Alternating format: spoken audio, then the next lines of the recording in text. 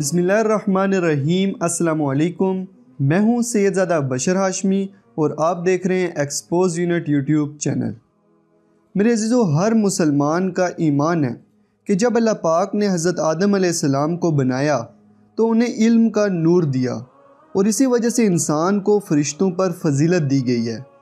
اس کے علاوہ اللہ پاک نے شیطان کو بھی زمین پر بھیجا جو کہ انسانوں کا ازلی دشمن ہے۔ شیطان نے اللہ پاک کے حکم کی بغاوت کی تھی اور اسی بغاوت کی وجہ سے لعنت کا مستحق ٹھہرا، اور اس نے قسم کھائی کہ قیامت تک وہ اللہ کے بندوں کو گمراہ کرے گا۔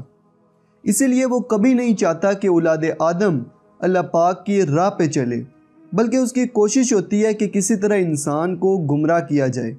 اللہ پاک نے انسانوں کی رہنمائی اور شیطانی چنگل سے بچانے کے لیے ہر دور میں اپنے برگزیدہ بندے بھیجے اور ساتھ میں کتابیں بھی بھیجی، اور سب سے آخر میں قرآن مقدس اتارا گیا۔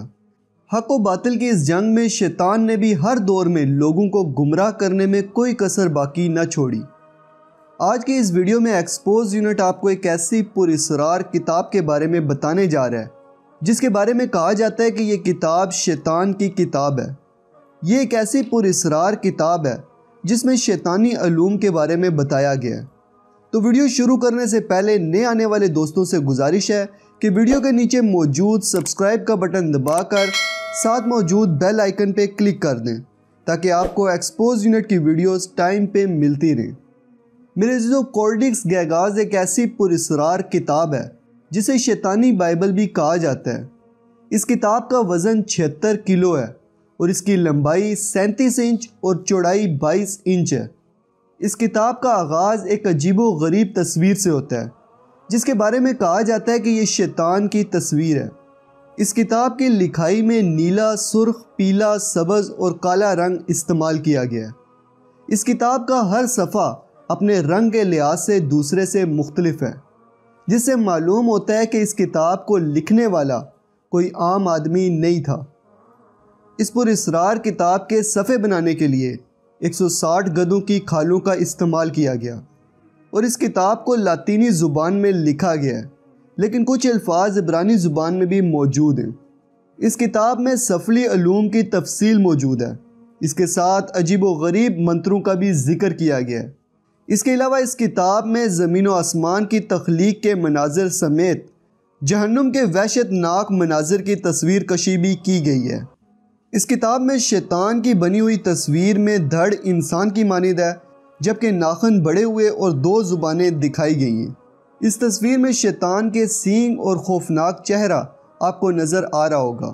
میرے عزیزو، اس کتاب کے مختلف ابواب ہیں اور ان میں الگ الگ موضوعات پر لکھا گیا ہے۔ اس میں یہودیوں کی تاریخ سمیت فلکیات اور جادو کے بارے میں بھی لکھا گیا ہے۔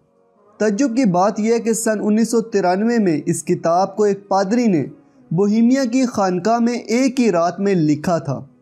اس پادری کا نام ہرمن تھا اور یہ شیطان کا ایک بڑا پیروکار تھا۔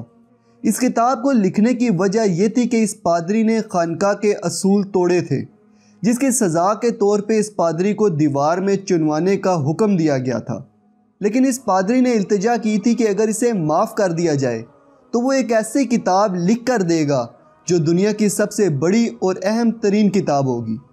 چنانچہ اس پادری کی سزا معاف کر دی گئی، لیکن جب وہ ایک ایسی کتاب لکھنے بیٹھا جو دنیا کی سب سے بڑی اور اہم ترین کتاب ہو تو اسے احساس ہوا کہ یہ کتاب اس کے لکھنے کے بس میں نہیں ہے۔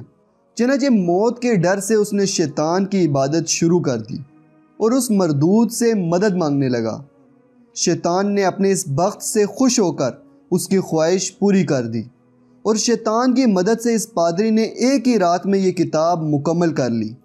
میرے عزیزو، اس کے بعد یہ کتاب بوہیمیا کی لائبریری میں رکھ دی گئی۔ یہ کتاب سن 1648 میں سویڈش آرمی کو ملی۔ سویڈش آرمی نے یہ کتاب سٹاک ہوم لائبریری میں شفٹ کر دی۔ اس کتاب کے بارے میں ایک بات بہت عجیب ہے کہ جو شخص اس کتاب کو پڑھنے کی کوشش کرتا ہے وہ پراسرار طریقے سے مارا جاتا ہے۔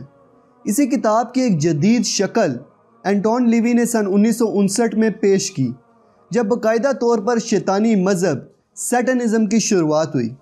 میرے عزیزو، اب آپ مجھے کومنٹ سیکشن میں بتائیں کہ آپ کیا سوچتے ہیں اس کتاب کے بارے میں، کیا سچ میں یہ شیطانی بائبل ہے یا پھر نہیں؟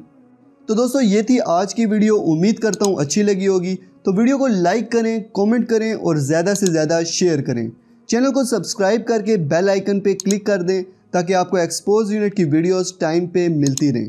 ملتے ہیں اگلی ویڈیو میں، تب تک کے لیے اپنا اور اپنے پیاروں کا خیال رکھیے گا۔ فی امان اللہ۔